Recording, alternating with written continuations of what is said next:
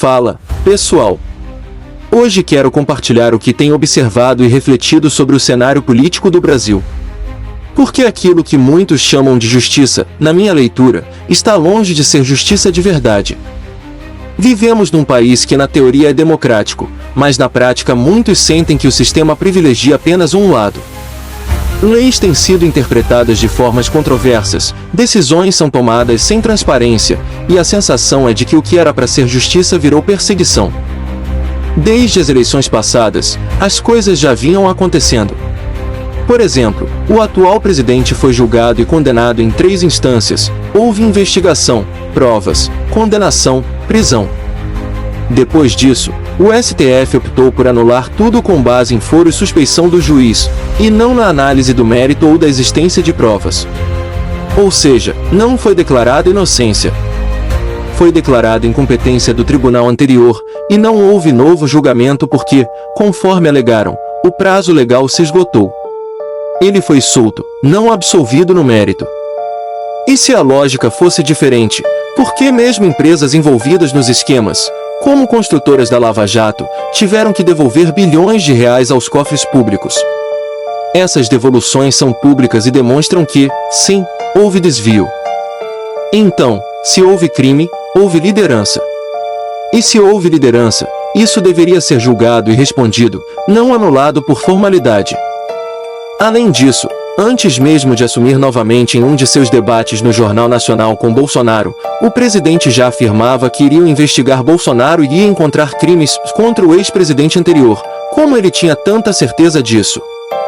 Essa postura dá a entender que a situação já estava pré-planejada, e isso tem mais cara de perspectiva política do que de busca pela verdade. Ministros como Alexandre de Moraes têm atuado de forma que muitos consideram fora do previsto na Constituição, como no caso da tornozeleira imposta sem prova concreta de tentativa de fuga. Afinal, se fossemos seguir o raciocínio de fuga, quem deve já teria fugido do país há tempo. Enquanto isso, o legislativo tem sido deixado de lado, CPIs são bloqueadas, como no caso da CPI do INSS que ele responsabiliza o governo anterior mas não permite a abertura dessa CPI ele e a maioria de seu partido. Pedidos de impeachment são engavetados. Se não deve, não teme.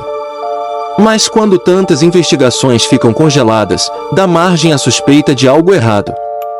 E o que dizer de ministros do atual governo com vínculos diretos ao ex-presidente? Um deles foi advogado de Lula durante a Lava Jato e outro é amigo pessoal de longa data. Isso é público e foi registrado pela imprensa. Então a questão não é só política, é pessoal. Se o governo é composto por quem tem ligação íntima com o poder, a imparcialidade fica ameaçada. E tem mais, frases como para ser político, tem que mentir, defesas do socialismo no passado, ou dizer que eleição a cada 4 ou 5 anos não resolve o problema do país são falas que levantam dúvidas sobre a credibilidade do atual governo. Sem contar quando declara que pobre é só um número na eleição. Como dar confiança a alguém que aparenta tratar o povo como massa de manobra? Ele ainda cultiva discursos que jogam um grupo contra o outro, rico contra pobre, trabalhador contra empresário como no caso do IOF que é o Imposto sobre Operações Financeiras.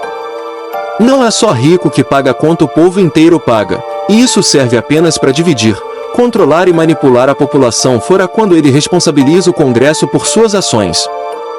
Presidente não governa com o STF, ele governa com o povo e quem representa o povo. Agora vem a parte que faz pensar, até onde essas interpretações vão ser utilizadas de forma correta. Quando ministros interpretam a Constituição de forma extensiva ou voluntarista, temos riscos reais. Quem garante que não vão extrapolar? Quem garante que não haverá erro ou uso político dessa interpretação? A Constituição é clara sobre direitos como liberdade de expressão e equilíbrio entre os poderes.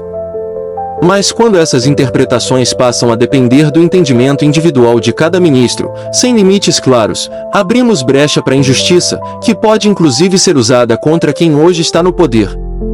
Se interpretam errado e tomam decisões contrárias à letra da lei, isso pode ser irreversível.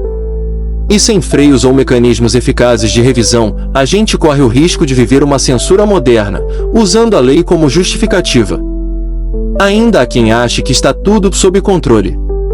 Mas a realidade que muitos vivem é outra: liberdade sendo corroída, medo de se expressar, imprensa cerceada. Se a gente não abrir os olhos agora, a gente perde não só o direito de falar, mas ganha amarras para sempre. Não é sobre ser de direita ou esquerda. É sobre justiça de verdade. É sobre democracia real. É sobre não aceitar de boca fechada um sistema que parece proteger só alguns, os que estão por dentro do governo.